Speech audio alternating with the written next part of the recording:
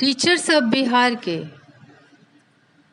सभी शिक्षक बंधुओं को आज मैं नमस्कार करती हूँ और आज मैं हिंदी पाठ्य पुस्तक के किसलय भाग 1 कक्षा 6 के पाठ 8 कहानी का नाम है मंत्र, जो प्रेमचंद द्वारा रचित है, प्रस्तुत करने जा रही हूँ। संध्या का समय था। डॉक्टर चड्ढा टेनिस खेलने के लिए तैयार हो गए थे। मोटर द्वार के सामने खड़ी थी कि कहार डोली लेकर आते दिखाई दिए। डोली के पीछे एक बूढ़ा लाठी टेकता चला आ रहा था। डोली औषधालय के सामने आकर रुक गई। बूढ़े ने धीरे धीरे आकर द्वार पर पड़ी हुई चिक से अंदर झांका। ऐसी साफ सुथरी जमीन पर पैर रखते हुए भय हो रहा था कि कोई उसे घुड़क न बैठे। डॉक्टर साहब ने चिक के अंदर से गरज कर कहा, कौन है? क्या चाहता है? बूढ़े ने हाथ जोड़कर कहा, हुजूर, बड़ा गरीब आदमी हूँ। मेरा लड़का कई दिन से बहुत बीमार है। डॉक्टर साहब ने कहा, कल सवेरे आओ। कल सवेरे। हम इस वक्त मरीजों को नहीं देखते हैं। बूढ़े ने घुटने टेक कर जमीन पर सिर रख दिया और कहा, दुहाई है सरकार, लड़का मर जाएगा। हुजूर, 4 दिन से आंखें नहीं खोली है। डॉक्टर चड्ढा ने घड़ी देखी। केवल 10 मिनट का समय और बाकी है। उन्होंने कहा, कल सवेरे आओ, यह हमारे खेलने का समय होता है। बूढ़े ने पगड़ी उतार कर चौखट पर रख दी और रोते हुए कहा, हुजूर, एक निगाह देख लीजिए, बस एक निगाह, लड़का मेरा मर जाएगा। हुजूर, 7 लड़कों में से बस यही एक बचा है। 6 पहले ही बीमारी से मर गए हैं। हम रो रो कर ही मर जाएंगे। डॉक्टर ने उसकी बातों की ओर ध्यान नहीं दिया। उन्होंने धीरे से चिक उठाई और वे बाहर निकलकर मोटर की तरफ बढ़ चले। बूढ़ा यह कहते हुए उनके पीछे दौड़ा, सरकार, बड़ा धर्म होगा। हुजूर, दया कीजिए, लड़के को छोड़कर इस संसार में मेरा कोई नहीं है। डॉक्टर साहब ने मुंह फेर लिया, उसकी तरफ देखा तक नहीं। मोटर में बैठकर बोले, कहा ना कि कल आना। मोटर चली गई। बूढ़ा कई मिनट तक मूर्ति की तरह खड़ा रहा। डोली जिधर से आई थी उधर ही चली गई। यहां से निराश होकर वह फिर किसी डॉक्टर के पास नहीं गया। उसी रात हंसता खेलता 7 साल का बालक इस संसार से सिधार गया। बूढ़े माँ बाप के जीवन का आधार छीन गया। कई साल गुजर गए। डॉक्टर चड्ढा ने खूब यश और धन कमाया। उनके 2 बच्चे थे, एक लड़का और एक लड़की। लड़की का विवाह हो चुका था। लड़का अभी कॉलेज में पढ़ रहा था। उसका नाम था कैलाश। आज उसकी 20वीं सालगिरह थी। कैलाश ने सभी सहपाठी मित्रों को बुलाया था। उसकी एक खास मित्र थी जिसका नाम था मृणालिनी। कैलाश और मृणालिनी आपस में प्रेम करते थे। कैलाश को सांप पालने, खिलाने और नचाने का शौक था। उसने तरह तरह के सांपों को पाल रखा था। उसने यह विद्या एक बहुत बड़े सपेरे से सीखी थी। सांपों की जड़ी बूटियां जमा करने का उसको बहुत शौक था। इतना पता भर चल जाए कि किसी व्यक्ति के पास कोई अच्छी जड़ी है, फिर क्या, उसे चैन नहीं आता, उसे लेकर ही छोड़ता। मृणालिनी कई बार आ चुकी थी और हर बार सांप देखने का आग्रह करती थी। कैलाश हर बार टाल जाता। आज मृणालिनी ने सांप देखने की ठान ली थी। कैलाश, कल जरूर दिखा दूंगा। इस वक्त अच्छी तरह दिखा भी तो नहीं सकता ना, मेहमानों से भरा हुआ है। देखो, कमरे में पैर रखने की जगह तक नहीं है। सांप भीड़ देखकर चौंक जाएंगे। मृणालिनी की जिद को कुछ और लोगों ने भी हवा दी। कैलाश मृणालिनी और अन्य मित्रों को सांपों के दरबे के आगे ले जाकर बीन बजाने लगा। फिर एक एक खाना खोलकर एक एक सांप को निकालने लगा। क्या कमाल था! ऐसा जान पड़ता था कि सांप उसकी एक एक बात मानते हैं। उसने सांपों को हाथ में गले में डालना शुरू कर दिया। मृणालिनी घबरा रही थी। एक मित्र ने व्यंग किया, अजी दांत तोड़ डाले होंगे। कैलाश हंसकर बोला, दांत तोड़ डालना मदारियों का काम है। इनके दांत नहीं तोड़े गए हैं, कहो तो दिखा दूं।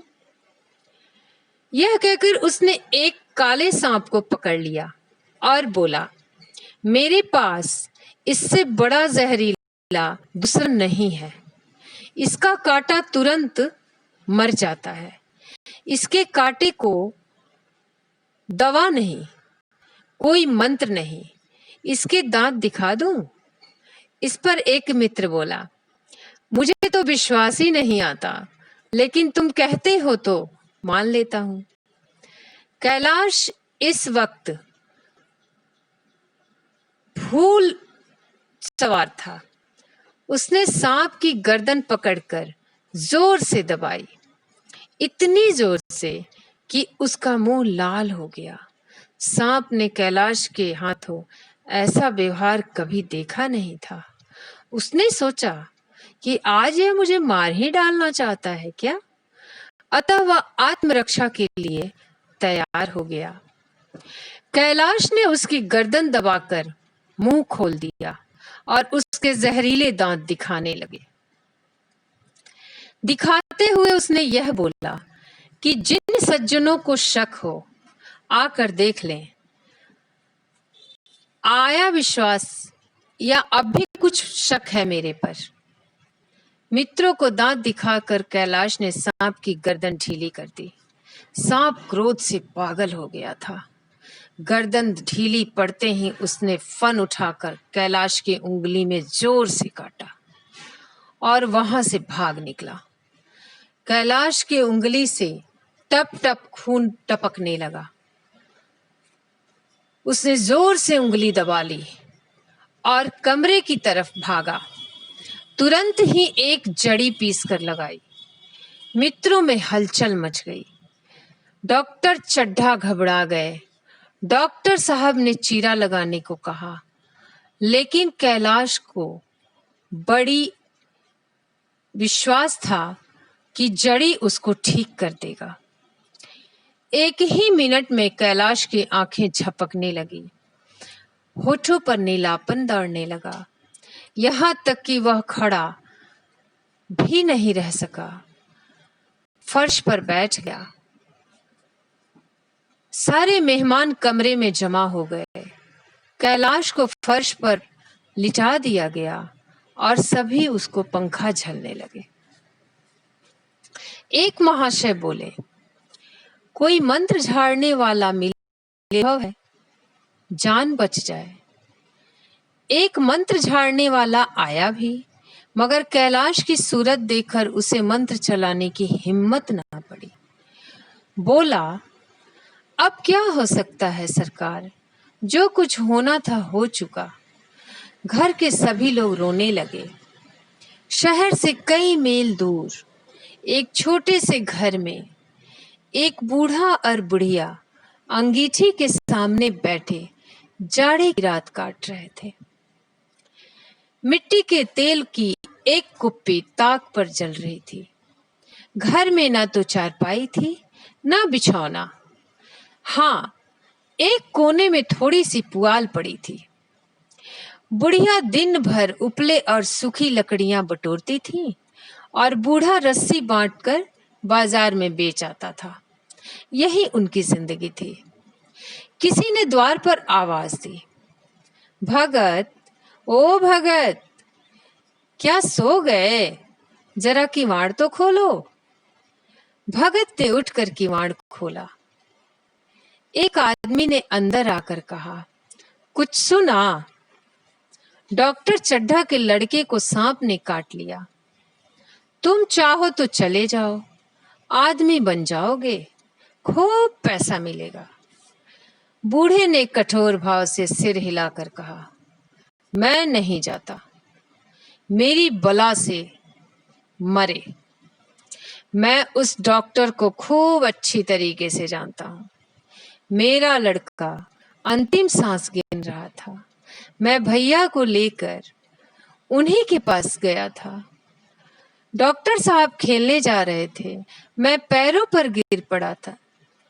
एक नजर देख लीजिए, मगर उसने सीधे मुंह बात तक नहीं की थी। अब जान पड़ेगा कि बेटे का गम कैसा होता है। उस वक्त मेरी आंखों में आंसू निकल पड़े थे, पर उन्हें तनिक भी दया नहीं आई थी। तो नहीं जाओगे? हमने वो कह दिया तुमसे। अच्छा किया, बहुत अच्छा किया, कलेजा ठंडा हो गया मेरा। तुम जाओ, आज चैन की नींद आएगी मुझे। एक चिलम और पीऊंगा, अब मालूम होगा लाला को। सारी साहबी निकल जाएगी। हमारा क्या बिगड़ा? लड़के के चले जाने से कोई राज तो नहीं चला गया। जहां 6 बच्चे चले गए, वहां एक और चला गया। तुम्हारा तो राज सुना हो जाएगा। उसी के वास्ते सबका गला दबा दबा कर धन जोड़ा था ना। अब क्या करोगे? आदमी चला गया। भगत ने किवाड़ बंद कर दिए। तब चीलम पीने लगा। बुढ़िया ने कहा, इतनी रात गए जाड़े में कौन जाएगा? अरे, दोपहर ही होती तो क्या, मैं तो नहीं जाता।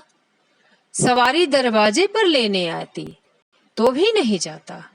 भूला थोड़े ही हूं, मेरे बेटे को निर्दयी ने एक नजर देखा तक नहीं था।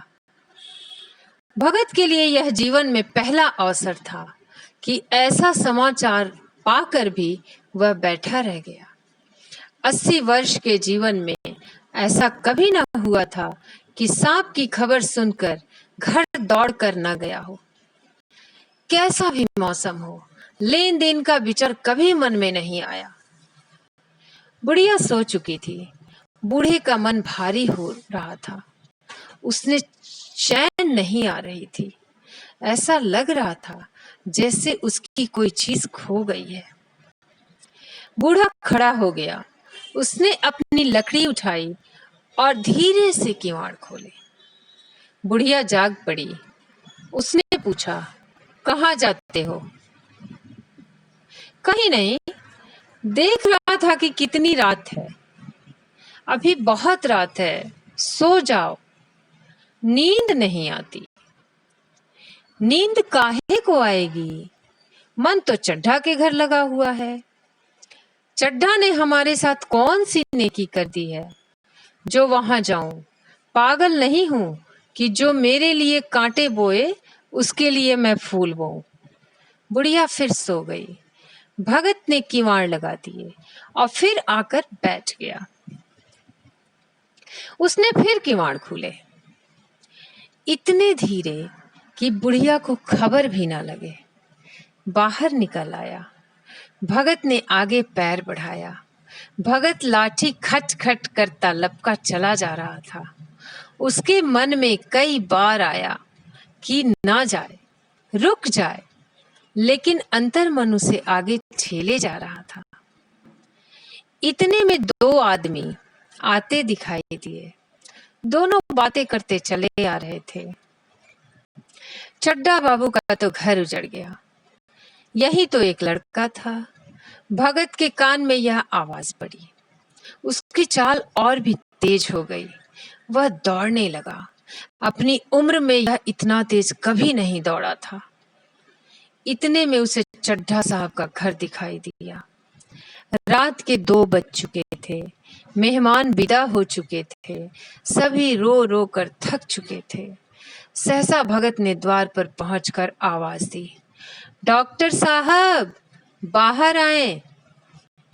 देखा एक बूढ़ा आदमी खड़ा है, कमर झुकी हुई, पोपला मुंह, भवें तक सफेद हो गई हैं, लकड़ी के सहारे कांप रहा है। बूढ़े ने कहा, भैया कहाँ है? जरा मुझे दिखा दीजिए। चड्ढा ने कहा, चलो देख लो, मगर 3-4 घंटे हो गए। जो कुछ होना था सो हो चुका। बहुतेरे झाड़ने फूकने वाले देखकर चले गए। डॉक्टर को तो आशा नहीं थी। वे भगत को अंदर ले गए। उसने कैलाश की हालत 1 मिनट तक देखी, फिर मुस्कुराकर कहा, अभी कुछ नहीं बिगड़ा है बाबूजी, आप पानी का इंतजाम करवाइए। लोगों ने पानी भर भर कर कैलाश को नहलाना शुरू कर दिया। बूढ़ा भगत खड़ा मुस्कुरा मुस्कुरा कर मंत्र पढ़ रहा था।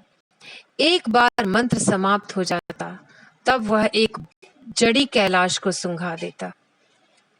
इस तरह ना जाने कितने घड़े कैलाश के सिर पर डाले गए और ना जाने कितने मंत्र भगत ने फूके। सुबह होते होते कैलाश ने लाल लाल आंखें खोली, अंगड़ाई ली और पीने को पानी मांगा। यह देख भगत वहां से निकलकर घर की तरफ लपका। यहाँ चारों ओर भगत की तलाश होने लगी और भगत लपका हुआ चला जा रहा था कि बुढ़िया के उठने के पहले मैं पहुंच जाऊं। जब मेहमान लोग चले गए तो डॉक्टर साहब नारायणी से बोले, बूढ़ा ना जाने कहाँ चला गया, एक चीलम तंबाकू का भी हकदार ना हुआ। नारायणी, मैंने तो सोचा था कि इसे कोई बहुत बड़ी रकम दूंगी। चड्ढा, रात को तो मैंने नहीं पहचाना, पर जरा साफ होने पर पहचान गया। एक बार यह एक मरीज लेकर आया था। मुझे अब याद आता है कि मैं खेल के लिए जा रहा था और मैंने मरीज को देखने से इनकार कर दिया था।